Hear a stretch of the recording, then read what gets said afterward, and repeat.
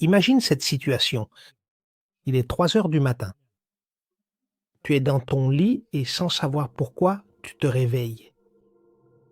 Il n'y a pas de bruit, tu n'as fait aucun cauchemar et il ne s'est rien passé de particulier. Tu as simplement ouvert les yeux tout autour de toi. Tout est silencieux, mais il y a quelque chose. Il y a quelque chose qui ne colle pas. Une sensation étrange et difficile à expliquer. Tu te lèves, tu marches dans le couloir et tu arrives devant la porte de la cuisine et lorsque tu es devant la porte, tu le vois. Un mince filet de fumée d'une teinte grisâtre presque entièrement invisible s'échappe délicatement par en dessous. Mais il ne cesse de sortir de sous la porte. Et maintenant, fais bien attention à une chose, car il y a ici quelque chose d'important. Le plus dangereux avec la fumée, ce n'est pas la fumée en elle-même, ni l'odeur. Le plus vraiment dangereux, c'est que presque toujours, la fumée arrive généralement juste avant le véritable feu de manière inattendue. Alors, fais attention. Tu ouvres la porte, tu allumes la lumière et au moins immédiatement, tu vois qu'il n'y a pas de flamme et qu'il n'y a pas d'explosion, il n'y a que de la fumée. Tu ouvres une fenêtre et tu aères un peu, tu attends quelques minutes. Et dès que tu vois que la situation s'éclaircit, tu refermes. Tu te calmes et au fond, tu te dis « Bon, à cette heure-ci, 3 heures du matin, je n'ai personne pour venir m'aider et, d'après ce que je vois, ce n'est pas si grave que ça. » Alors, tu fermes la porte, tu retournes te coucher et tu t'endors. Mais pendant que tu dors, ce qui a provoqué la fumée est toujours là et continue de chauffer les câbles. Cela endommage la structure de ta maison en silence.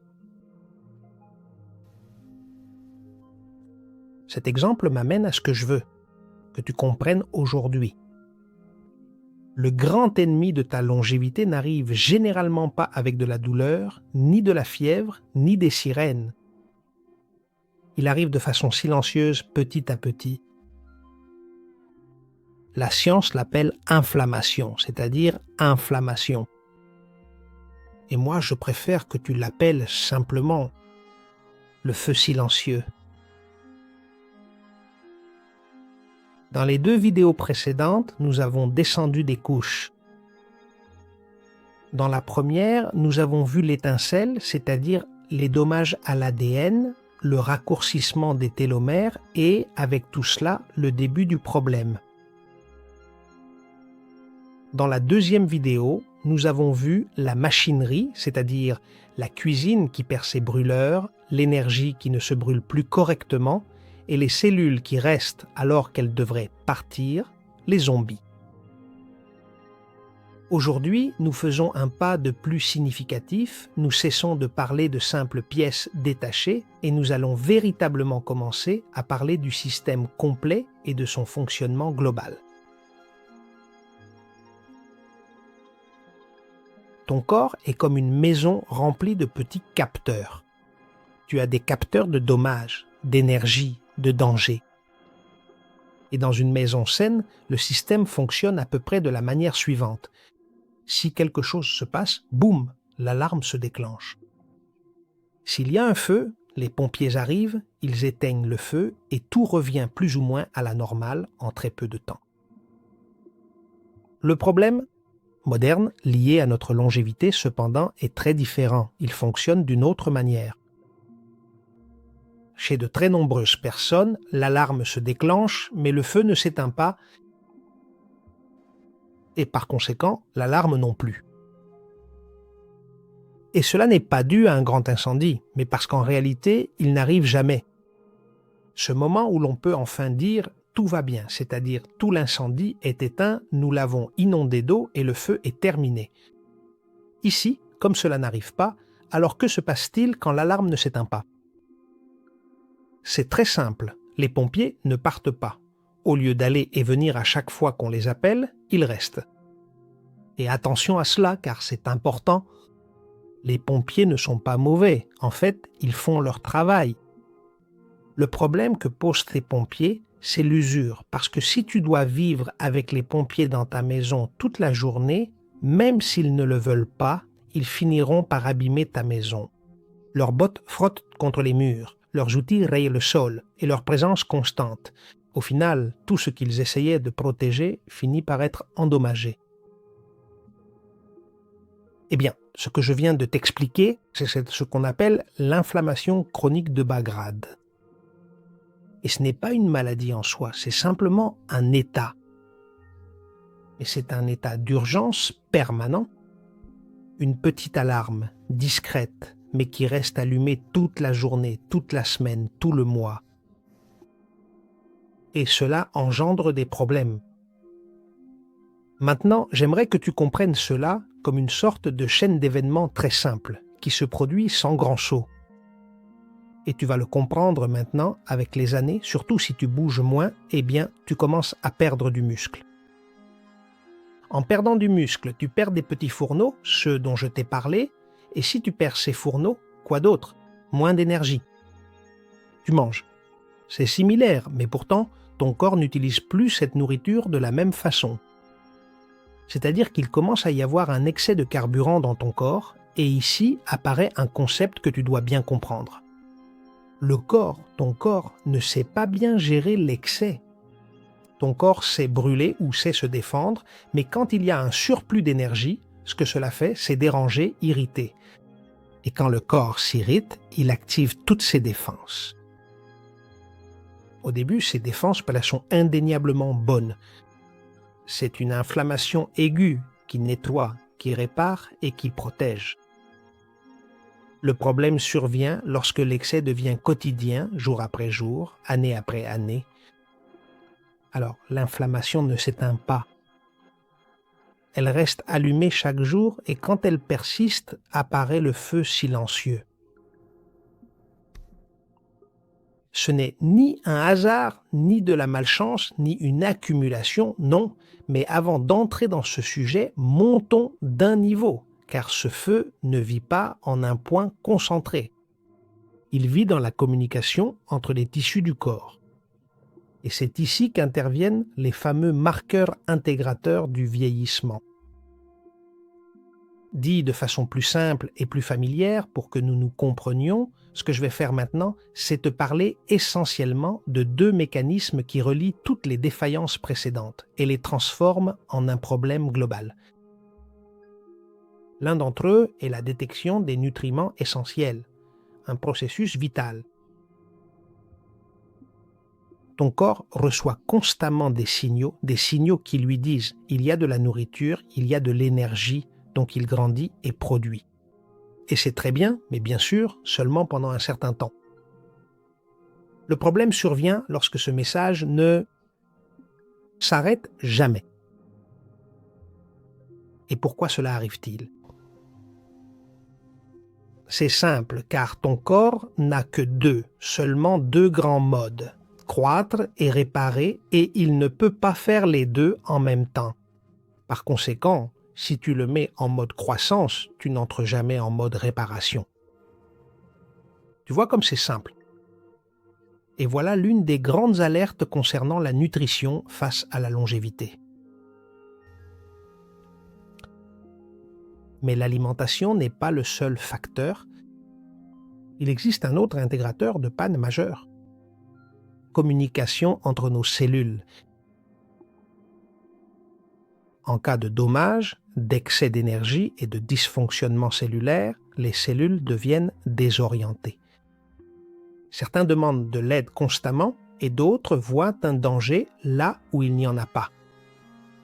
Autrement dit, ce qui se passe, c'est que votre système immunitaire commence à recevoir des messages contradictoires. Alors il se passe quelque chose qui pourrait sembler absurde. Je t'en ai parlé dans une autre vidéo précédente.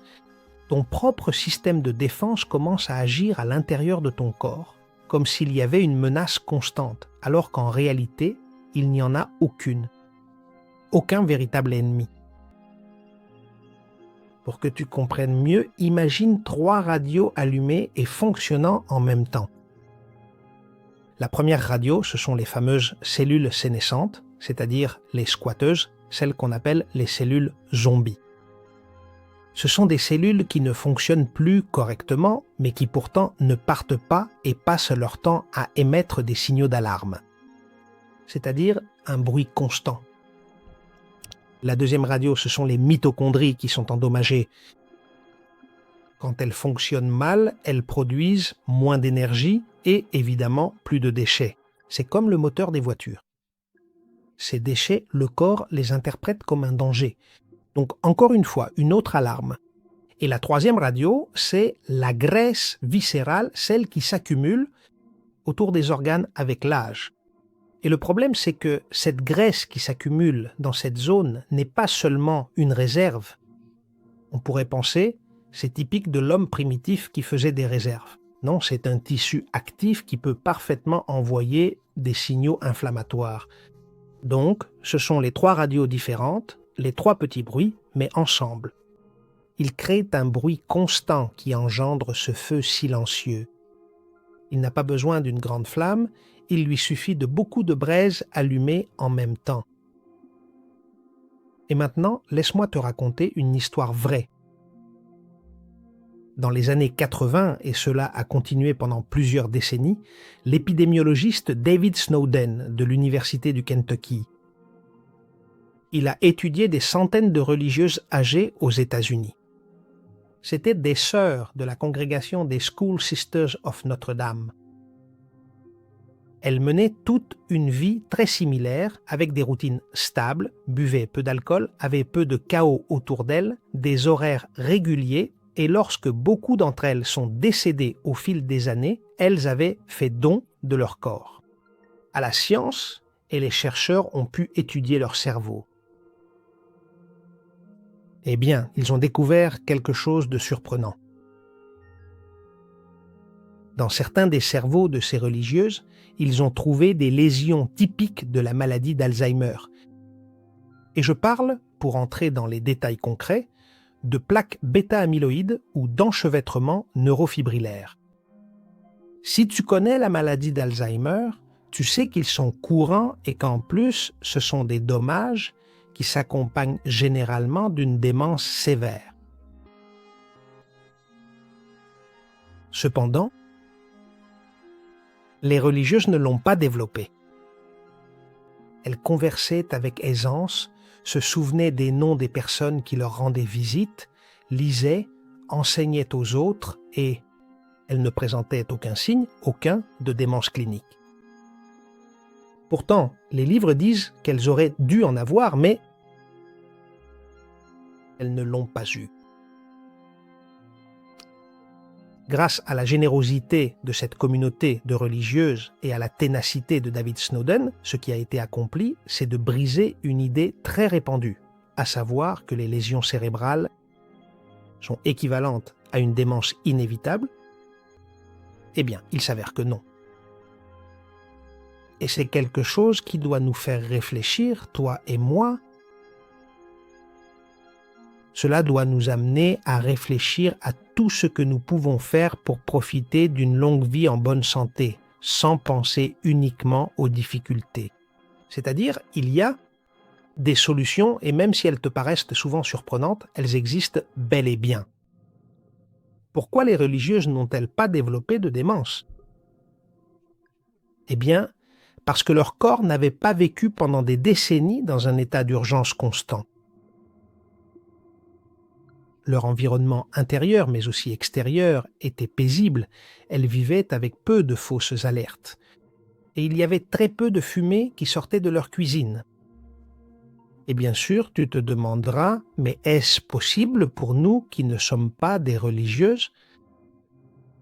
Eh bien oui, bien sûr que c'est possible. Le secret n'est rien d'autre que de garder cela à l'esprit. Quel est ton contexte biologique? Et c'est exactement cela. C'est ce qu'ont conclu les scientifiques en terminant l'étude sur la communauté des religieuses. Un cerveau peut tolérer plus de dommages lorsque le corps ne vit pas dans l'inflammation, lorsque le sommeil est régulier, lorsque l'énergie est bien gérée et lorsque le système immunitaire n'est pas en alerte constante. La communauté scientifique appelle cela la réserve cognitive, la neuro-inflammation ou tout simplement l'environnement métabolique. Moi, je l'appelle autrement. Ordre, paix et équilibre dans ta vie de tous les jours. Alors maintenant, tu sais, garde cette information. Mais avant, je vais te donner un exemple. Un exemple bien plus proche de moi et qui m'est arrivé récemment. Un homme, un ami de 55 ans, ne fume pas, ne boit presque pas d'alcool, travaille normalement, a une famille et n'est pas malade. Mais depuis quelque temps, il se sent constamment fatigué. Après avoir mangé, il s'endort et il me dit qu'il commence même à avoir du mal, même à se concentrer. Son sommeil, qui était profond, est devenu très léger, il se réveille au moindre bruit. Et les analyses, ce qu'elles montrent, c'est que tout va à peu près bien, il a 55 ans, mais il va bien. Et cet homme m'appelle pour me demander, parce qu'il sait que j'étudie en profondeur ce qui nous arrive, ce qui m'arrive à moi et à ceux qui m'entourent. Et qu'est-ce que je lui ai dit? Eh bien, je lui ai dit qu'il était en train de se faire piéger. Et que petit à petit, ce piège l'entoure de toutes parts. Tu vois, il semble évident qu'il n'est pas malade, mais il semble aussi évident que la cuisine de son corps ne cesse de produire de la fumée qui monte jusqu'à son cerveau. Il a de moins en moins de masse musculaire, il ne fait aucun exercice et par conséquent, il a évidemment de moins en moins de mitochondries. Et il est probable aussi qu'à cause de cela, puisqu'il continue à manger de façon assez naturelle, il y a de plus en plus de déchets dans les couloirs. Quand je dis qu'il mange de façon naturelle, je veux dire qu'il continue à mener la même vie qu'à 40 ans, alors qu'il en a maintenant 55. C'est-à-dire qu'il n'écoute pas son corps et il le maintient très probablement depuis des années. Il est dans une urgence douce de faible intensité, sans cri, sans douleur, mais sans repos. Enfin, réfléchis-y. Au moins lui, ce qu'il m'a dit, c'est qu'il semble s'être vraiment mis à régénérer sa masse musculaire. Il m'a raconté qu'il s'est inscrit à la salle de sport, qu'il y va et qu'il s'est mis à manger, avec plus de respect envers son propre corps. Et il m'a dit qu'en plus, il allait commencer un régime intermittent. Je le donne simplement comme exemple. L'inflammation chronique ne te tue généralement pas d'un coup. Ce qu'elle fait, c'est qu'elle t'enlève quelque chose de bien plus précieux. Elle t'enlève la marge. Et qu'est-ce que la marge appliquée à ce dont nous parlons maintenant? Eh bien, c'est très simple. La marge, c'est ce qui te permet de te rétablir, de t'adapter et d'absorber ces erreurs que nous commettons tous. Moins tu as de marge, plus tu as de chances d'avoir des problèmes. Pense-y comme ça, non? Si le feu silencieux vit en toi, la première chose que tu perds, c'est la marge. Ensuite, tu perds ta liberté et au final, ce que tu perds, c'est ta santé. Et voici quelque chose d'important, que je t'ai déjà mentionné plusieurs fois. Tout ce que je suis en train de t'expliquer se produit sans que tu aies mal, sans que tu aies de la fièvre et sans qu'une alarme claire ne s'allume. C'est pour ça que c'est si dangereux, parce que ça te laisse vivre normalement alors qu'à l'intérieur, ça t'use petit à petit. C'est compliqué. Oui, je sais déjà, mais la bonne nouvelle, c'est que le corps n'est pas fragile, il s'adapte de façon surprenante qui continue même aujourd'hui d'impressionner les scientifiques. Et il possède des mécanismes pour nettoyer, reconstruire et réparer. Mais pour que cela se produise, toi, avant tout, tu dois comprendre le problème. Jusqu'à présent, nous avons parlé de la fumée, de cette odeur étrange qui apparaît quand quelque chose ne va pas, mais nous ne voyons pas encore les flammes. Sûrement qu'aujourd'hui, après avoir écouté cette vidéo, tu peux déjà comprendre quelque chose de fondamental. Et c'est que l'inflammation chronique n'est pas, comme je te le disais, une maladie précise, c'est un état, c'est vivre trop longtemps dans un mode constant, de faible urgence. C'est quelque chose qui ne te fait pas assez mal pour t'effrayer, c'est-à-dire que tu ne te sens pas assez mal, comme s'arrêter, aller à l'hôpital, parler au médecin, mais pourtant, à l'intérieur, la chaleur ne cesse d'augmenter. Et ici, il y a une vérité inconfortable que je dois te dire clairement. Le feu silencieux persiste souvent pendant de nombreuses années et il ne reste absolument pas dans l'air ambiant. La fumée persistante finit toujours par imprégner profondément les murs, finit toujours par laisser une trace indélébile, finit toujours par endommager la structure même au fil du temps. Ce qui aujourd'hui n'était que une sensation diffuse, demain, cela commencera à devenir quelque chose que tu remarqueras en te levant, en montant les escaliers, en essayant de te souvenir d'un nom ou en sentant que ton corps ne te répond plus comme avant. Mais laisse-moi continuer. Il faut être réaliste, oui, sans aucun doute. Le réalisme est la base de la connaissance, mais nous n'avons pas non plus à devenir pessimistes. Tout n'est pas inquiétant. Comme je te le disais il y a un instant, les scientifiques et les chercheurs continuent d'être émerveillés par le corps humain.